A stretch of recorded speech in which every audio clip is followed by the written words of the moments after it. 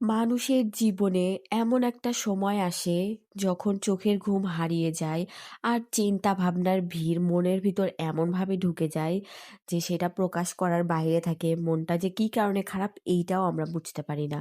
আসসালামু আলাইকুম, welcome to my another video. I hope আপনারা সবাই ভালো আছেন এবং সুস্থ আছেন। তো আজকে সকাল থেকে ভিডিওটা শুরু করতেছি। আর সকালে এই বাসাটা দিয়ে মানে এই বাসাটার সামনে দিয়ে আমি যখন হেঁটে হেঁটে যাই, আমার মনটা পুরাই ফ্রেশ হয়ে যায়। মানে ৪ তালা জুড়ে যে বাসাটা পুরোটাই হচ্ছে এত সুন্দর গেট ফুল দিয়ে ভরা যে এটা দেখলে মন আপনা আপনি ভালো হয়ে যায়। ফুলটা যখন আমি হাতে নিছিলাম তখন এটাতে ৫ টা পাপড়ি ছিল, কিন্তু আমি যখন ভিডিও করা স্টার্ট করলাম শুরুতেই একটা পাপড়ি ঝরে পড়ে গেছে। আর তারপর বাসায় গিয়ে আবার ভাইকে সাথে করে নিয়ে চলে আসলাম নাস্তা করার জন্য। আর ওইদিন প্রায় কয়েক মাস পর স্মরণিকাতে গেছিলাম নাস্তা করার জন্য। আর যেখানে এই সবজিটা এত পরিমাণে ভালো লাগছে যে এইটাতে ১০-এ আমি ৯.৫ দিব। এত পরিমাণ পারফেক্ট ছিল।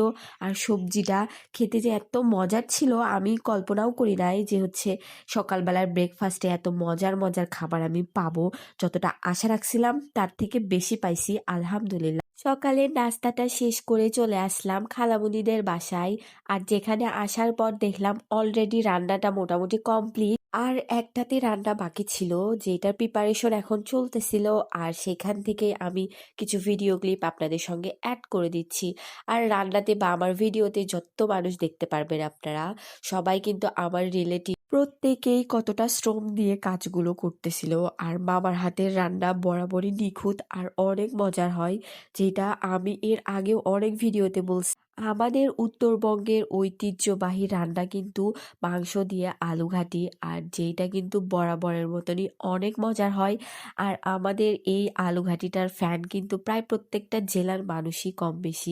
আবার ভিডিওটা খেয়াল করলে বুঝতে পারবে ঠিক কী পরিমাণ শ্রম দিতে হয় এই রান্নাটাতে আর এত পরিমাণ কষ্ট, যার কারণে হয়তোবা এই রান্নাটা এত স্বাদের। আজকে কিন্তু প্রায় অনেকগুলা মানুষের আয়োজন করছে, যেটা আপনারা আমার ভিডিওতে রান্না দেখে হয়তোবা বুঝতে পারছেন যে ঠিক কতগুলা মানুষের আয়োজন ছিল। আর আমার ভিডিওতে প্রত্যেকটা মানুষই কিন্তু ছিল আমার অনেক আপনজন। আর আমরা সবাই এইখানে দাঁড়ায় দাঁড়ায় রান্না করা দেখতেছিলাম, কিন্তু একটু বৃষ্টির ফোঁটা পড়া শুরু করছে আর অমনি আমরা রুমে চলে আসছি। আমার এই ভিডিওতে সবথেকে বেশি খারাপ লাগার বিষয় ছিল যখন আমি ভিডিওটা এডিট করতে বসি বা এখন আমি ভয়েস দিতে বসছি, সবথেকে খারাপ লাগার বিষয় হচ্ছে এই ভিডিওতে স্টিল নাও বড় খালু ছিল। আর আমি এই ভিডিওটা করার সময় বড় খালু হচ্ছে হাতা দিয়ে ডালটা নেড়ে নেড়ে দিচ্ছিল ঠান্ডা হওয়ার জন্য। আর এখন তিনি আল্লাহর কাছে চলে গেছেন, আল্লাহ তাদেরকে জান্নাতবাসী করুক। লাস্ট কিছু মাসের ব্যবধানে আমি সবথেকে আপনজন হারাইছি। একমাত্র যে আপনজন হারায় শুধুমাত্র সেই বলতে পারে আপনজন হারানো ঠিক কতটা কষ্টের হয়।